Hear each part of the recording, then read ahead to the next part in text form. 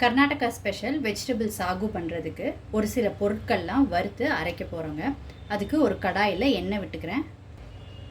எண்ணெய் சூடானதுக்கப்புறம் இதில் பட்டை, கிராம்பு, ஏலக்காய் சேர்த்துக்கிறேங்க. கொஞ்சம் ஜீரா சேர்த்துக்கிறேன். இதில் ஒரு ஸ்பூன் மல்லி சேர்த்துக்கிறேங்க. நீங்கள் மல்லி பவுடராக சேர்த்துக்கிறதுனாலும் சேர்த்துக்கலாங்க லாஸ்ட்டில். அடுத்து பச்சை மிளகாய் சேர்த்துக்கிறேன். அடுத்து பொட்டுக்கடலை சேர்த்துக்கிறேன். பச்சை மிளகா வந்து நான் 4 சேர்த்துக்கிட்டு இருக்கேங்க. நீங்கள் உங்கள் காரத்துக்கு ஏற்ப கூடவோ குறைச்சோ பார்த்து சேர்த்துக்கோங்க. பொட்டுக்கடலை 2 ஸ்பூன் சேர்த்துருக்குறேங்க. அடுத்து தேங்காய் சேர்த்துக்கிறேங்க. 1 கப் தேங்காய்.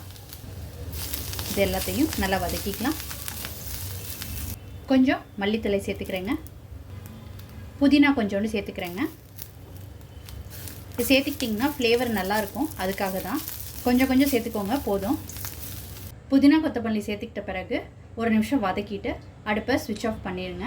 இது நல்லா ஆறட்டுங்க. ஆறுனதுக்கப்புறம் மிக்ஸி ஜாரில் சேர்த்துக்கிட்டு தண்ணி சேர்த்துக்கிட்டு ஃபைன் பேஸ்ட்டாக அரைச்சி எடுத்துக்கலாம்.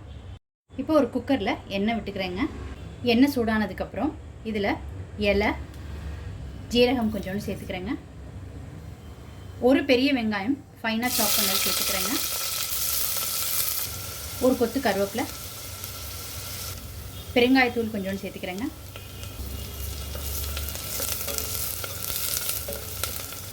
ஒரு ஸ்பூன் இஞ்சி பூண்டு பேஸ்ட் சேர்த்துக்கிறேன்.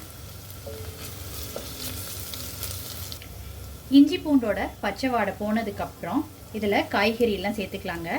நான் 1 கப் கேரட் சேர்த்துக்கிறேன். பீன்ஸ் 1 கப் சேர்த்துக்கிறேன்.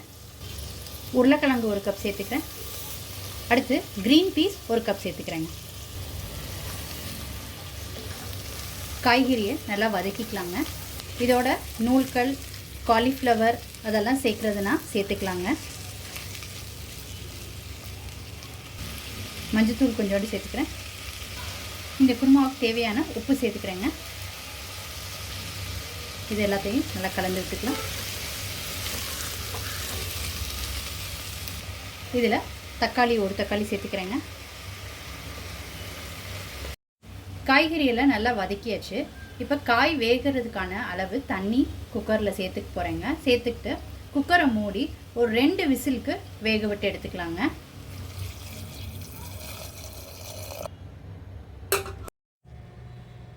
வதக்கி வச்சுருந்ததெல்லாம் நல்லா ஆறுனதுக்கப்புறம் அதில் ஒரு பிஞ்ச் சால்ட்டு சேர்த்துக்கிட்டு கொஞ்சமாக தண்ணி சேர்த்து இந்த மாதிரி அரைச்சி எடுத்துக்கிட்டு இருக்கேங்க.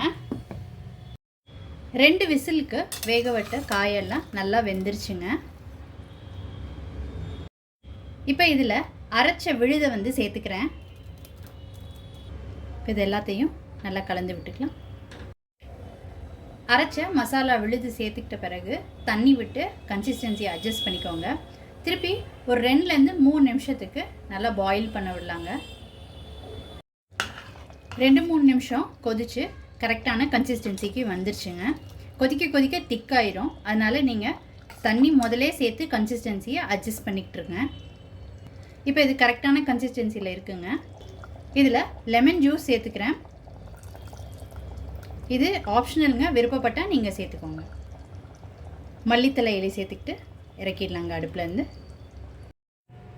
கர்நாடகா ஸ்பெஷல் வெஜிடபிள் சாகு ரொம்ப சூப்பராக ரெடி ஆகிடுச்சுங்க. இது இட்லி, தோசை, சப்பாத்தி, பூரி எல்லாத்துக்கூடையும் ரொம்ப சூப்பராக இருக்கும். நீங்கள் இந்த ரெசிபி கண்டிப்பாக ட்ரை பண்ணி பாருங்கள். ட்ரை பண்ணிவிட்டு உங்களோட கமெண்ட்ஸை சொல்லுங்கள். உங்களுக்கு இந்த ரெசிபி பிடிச்சிருந்துச்சுன்னா லைக் அண்ட் ஷேர் பண்ணுங்கள். உங்கள் ஃபேமிலி அண்ட் ஃப்ரெண்ட்ஸ்க்கு. Tasty dish by Sethu Palaniappan சேனலை சப்ஸ்கிரைப் பண்ணுங்கள். நோட்டிஃபிகேஷன் பெல்லை கிளிக் பண்ணுங்கள் for more videos. Thanks for வாட்சிங்.